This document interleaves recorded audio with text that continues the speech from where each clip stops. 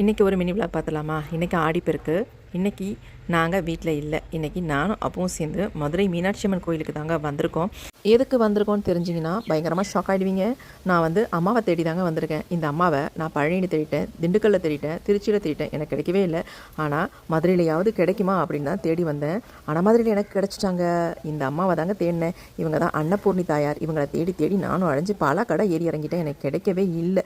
சரி, இங்கேயாவது நமக்கு ஏதாவது கிடைக்கும் அப்படின்னு நினச்சிக்கிட்டே வந்தேன். அதேமாதிரி எனக்கு சூப்பரான அன்னபூர்ணி தாயாரோட சிலை கிடச்சிருச்சு. பயங்கர ஹாப்பிங்க.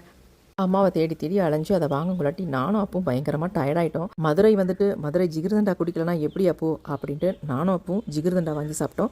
அப்புறமேட்டு அப்போ இன்னொன்று ஏதோ கேட்டிருந்தான், அதையும் சேர்த்து வாங்கி சாப்பிட்றா அப்படின்னு சொன்னேன். சரி, நான் அதையும் சேர்த்து வாங்கி சாப்பிட்டான். அவன் சாப்பிட்றது இல்லாமல் எனக்கும் கொஞ்சம் ஊட்டி விட்டான். அப்படியே 2 பேரும் சாப்பிட்ட மறுபடியும் ஏதாவது நம்ம பர்ச்சேஸ் பண்ணலாம் அப்படின்ட்டு ஒவ்வொரு கடையாக ஏறி இறங்கினாங்க. சின்ன பிள்ளை மாதிரி ஒரு பொருளையாக எடுத்து பார்த்துக்கிட்டு இருக்கான் பாருங்கள். சொன்னாலும் கேட்கல. ஒரு வழியாக முடிச்சுட்டு ஆளுக்கு ஒரு டீயை சாப்பிட்டுட்டு இவ்வளோ தூரம் வந்துட்டு மதியம் லஞ்சு சாப்பிடாம போனால் எப்படிங்க அப்படின்ட்டு சத்யா ஹோட்டலுக்கு வந்தோம். நானும் அப்பவும் மூக்க பிடிக்க டிஃபன் சாப்பிட்டுட்டு டிஃபன் தாங்க கிடச்சிது. சாப்பாடுலாம் தீந்துட்டுன்னு சொல்லிட்டாங்க.